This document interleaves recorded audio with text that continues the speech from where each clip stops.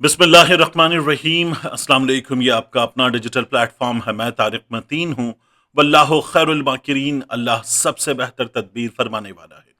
वही बचाएगा मेरे देश को बलाओं से, जो बारिश में शजर से घोंसला गिरने नहीं देता, क्योंकि उसकी तदबीर तमाम तदाबीर की इमाम है। आज यकुम मार्च है, इतवार का दिन है। मेरा आपसे आज के दिन का ये पहला इंटरेक्शन है। सबसे पहले बात आयतुल्ला सैयद अली खामनाई साहब की, जिनके बारे में ये दावा किया डोनाल्ड ट्रंप ने कहा कि वो शहीद कर दिए गए, ये नेतन्याहू ने कहा कि वो नहीं रहे।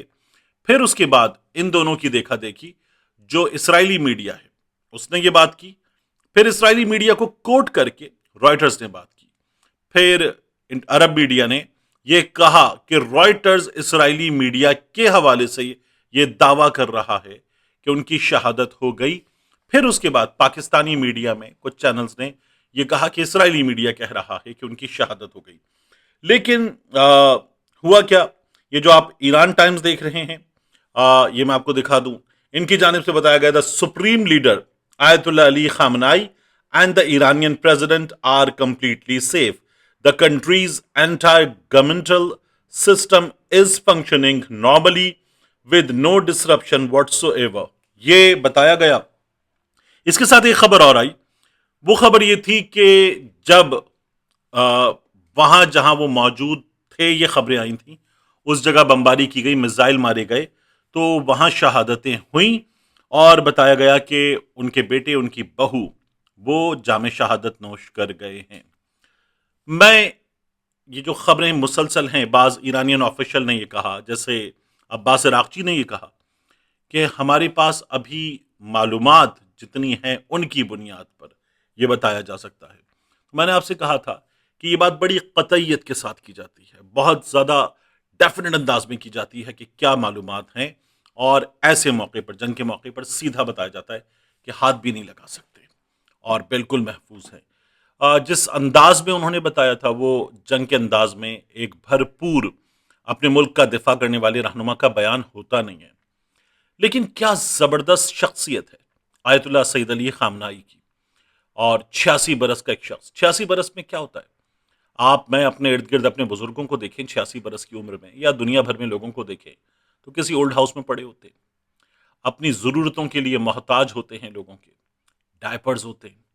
86 बरस की उम्र में बीमारियां होती हैं, अपने रोज़मर्रा के मामूलात अंजाम देने की तो सकत ही नहीं होती, और दवाइयों का एक अंबार होता है। यहाँ आप उनको देखें कि जिनका सीधा हाथ वैसे ही काम नहीं करता, वो 50 की उम्र में जब एक जगह वो सवालों के जवाब दे रहे थे, तो उस जगह एक टेप रिकॉर्डर लाकर रखा गया था। वो टेप रिकॉर्डर फटा, धमाका खिज मवाद था उसमें, और फिर उसके फटने से वो जख्मी हुए और उनका एक बाजू मफलूज होकर रह गया। आप जब भी देखते हैं उनको तो वो उल्टे हाथ में पर्ची पकड़ते हैं, कोई चीज़ हो तो उल्टे हाथ में पकड़ते हैं, वो बात करते हैं तो उनकी तकरीर में जो हाथ मूव करता है वो उनका उल्टा हाथ है, उनका सीधा हाथ मफलूज है। मगर इस तमाम चीज़ के बावजूद आप उनकी शख्सियत देखिए, आप उनकी तकरीर देखिए, आप उनका रिजॉल्व देखिए, आप उनका अपनी कौम को लीड करना देखिए, तो आपको रश्क आता है। इस उम्र पर, इस जज्बे पर, शौक़े शहादत पर आपको रश्क आता है। क्या खूबसूरत शख्सियत है उनकी। यानी वो अपनी ज़िंदगी में कामयाब इंसान है, अपने मकसद पर खड़े हुए, डटे हुए, शौक़े शहादत से मामूर एक कामयाब इंसान आयतुल्ला सैयद अली खामनाई। ये खबर जिसके बारे में ईरानियन हुक्काम ने यह बताया कि दुरुस्त नहीं है, ये खबर एक लम्हे को मान लीजिए थे कि अगर दुरुस्त भी हो तो वो जीते हुए हैं, और उनका दुश्मन नाकाम है कि उनका दुश्मन उनको इस उम्र में हटाकर रिजीम चेंज करना है, ये बातें कर रहा है। और उनके चाहने वालों की, मानने वालों की, उनके पैरोकारों की जो तादाद है, वो तादाद इतनी बड़ी है कि उनका दुश्मन नाकाम है।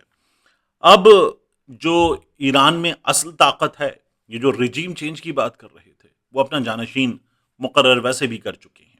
वो अगर हैं भी तो भी अपना जानशीन मुकर्रर कर चुके हैं।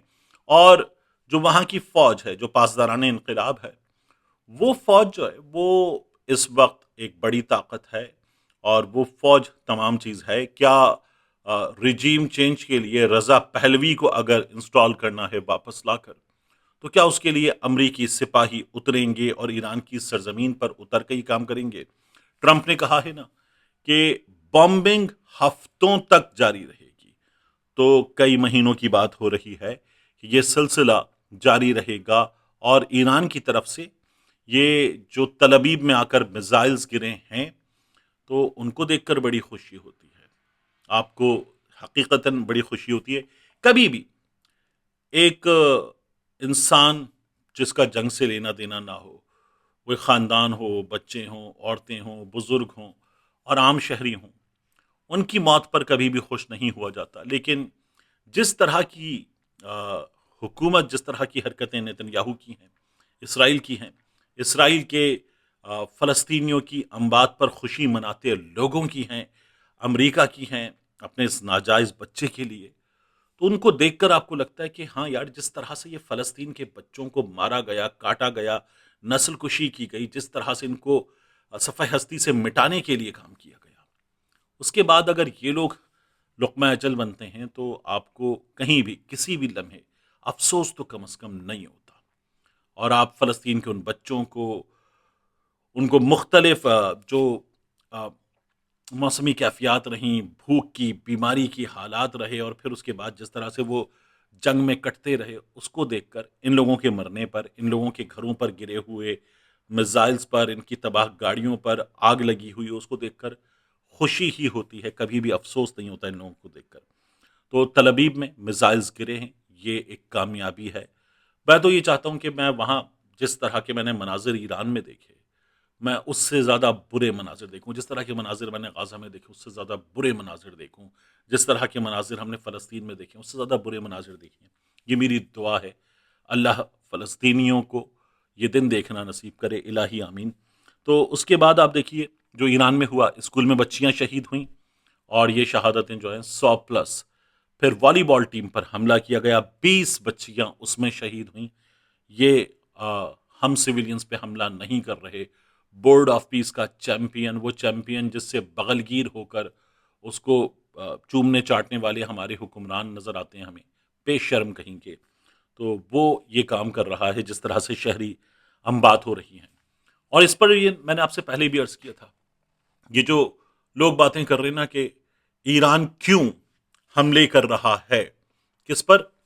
دبئی پر، ابو دھابی پر، العدید پر، مختلف جگہوں پر ایران حملے کیوں کر رہا ہے؟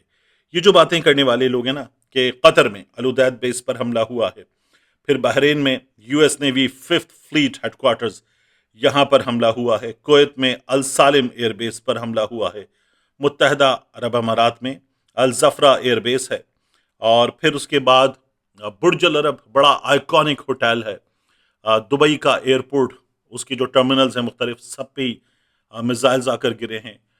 برج العرب کے بعد جو برج دبئی ہے، برج خلیفہ، وہاں ڈاؤن ٹاؤن میں وہاں میزائلز گرے ہیں، مرینا کے علاقے میں میزائلز گرے ہیں، پھر جبل علی پورٹ پر میزائلز گرے ہیں، تو یہ دبئی میں ہوا ہے۔ لوگ پوچھ رہے ہیں یہ کیوں کیا گیا ہے؟ تو ظاہر ہے بڑی آسان سی بات ہے، آپ کے گھر پر، آپ کے گھر والوں پر کوئی گولیاں چلائے، آپ کے گھر والوں کو، بچوں کو شہید کرے اور زخمی کرے، اور اس کے بعد سامنے والے گھروں میں چھپ جائے، اور آپ کو پھر جب گولیاں چلانی ہوں تو آپ کہاں گولیاں چلائیں گے؟ سامنے کے گھر والے ان کو پناہ دیں، آپ کو روکیں کہ ان کو مت مارو، اور پھر اس کے بعد ان کی پشت پناہی بھی کریں، تو آپ کہاں گولیاں چلائیں گے؟ یہ بڑا آسان سا سوال ہے، اس سوال کا جواب بڑا آسان ہے۔ ایران نے جو کیا ہے وہ اس وقت یہی ہے، اور ایران ان کو جواب دے رہا ہے۔ اب بہت امپورٹنٹ ہے کہ ہمارے سامنے جو خبریں آ رہی ہیں افغانستان سے، اس میں ہمیں یہ پتہ چل رہا ہے کہ پاکستان نے تقریباً 32 اسکوائر کلومیٹر کا ایریا افغانستان کے اندر یہ کیپچر کر لیا ہے، کئی چوکیاں کیپچر کر لی ہیں، اور پاکستانی جو آفیشلز ہیں وہ یہ کہتے ہیں کہ ایک لمیٹڈ ٹیکٹیکل ایکشن وہ افغانستان کے کچھ حصوں میں انجام دیا گیا، افغان ٹیریٹری کو کیپچر کیا گیا، اور وہاں پر کچھ ٹارگٹس حاصل کیے گئے ہیں۔ اسی دوران خبر آئی، اور یہ خبر دی افغان ٹائم کے ٹویٹر ہینڈل نے، کہ sources with in the Islamic emirate of Afghan report that Mullah Mohammad Yaqoob defence minister of Afghanistan has been unreachable for the past 3 to 4 days following the recent escalation between Pakistan and Afghanistan. तो वो अब राब्ते में किसी के नहीं आ रहा है, ये हमें बताया जा रहा है। पाकिस्तान और अफगानिस्तान के दरमियान जो झड़पें हैं वो जारी हैं, वहाँ से भी गोलाबारी की गई है। पाकिस्तान ने जवाब दिया, ठीक ठाक नुकसान वहाँ पर पहुँचाया है और पाकिस्तान का ये कहना है कि ये सिलसिला आगे बढ़ेगा। अभी जहाज़ नहीं उड़ाए जा रहे, लेकिन वहाँ से जो शरारतें और शरंगेज़ी की जा रही है, उसका जवाब देने का सिलसिला आगे बढ़ेगा। आखिरी चीज़ मैं आपको बताऊं, पाकिस्तान में तेल की कीमतों में इजाफा कर दिया गया। आपको मरियम नवाज शरीफ साहिबा, मरियम औरंगजेब साहिबा, मुस्लिम लीग नून के लोग असेंबली में लेकर खड़े होते थे प्लेकार्ड, जिस पर लिखा होता था पेट्रोल महंगा, वजीर आजम चोर। ये उनका कहना होता था। तो जो पेट्रोल है उसकी कीमत में 8 रुपए का इजाफा कर दिया गया है। 5 रुपए 16 पैसे डीजल की कीमत में इजाफा किया गया है। ये शहबाज शरीफ साहब की हुकूमत ने किया है और मुस्लिम लीग नून के फार्मूले के मुताबिक पेट्रोल महंगा, वजीर आजम चोर वाले फार्मूले के मुताबिक हुकूमत जो कर रही है, उसके बाद हर शख्स इस हुकूमत को वैसे भी चोर कहता है, मजीद चोर कह रहा है। जो सूरत हाल है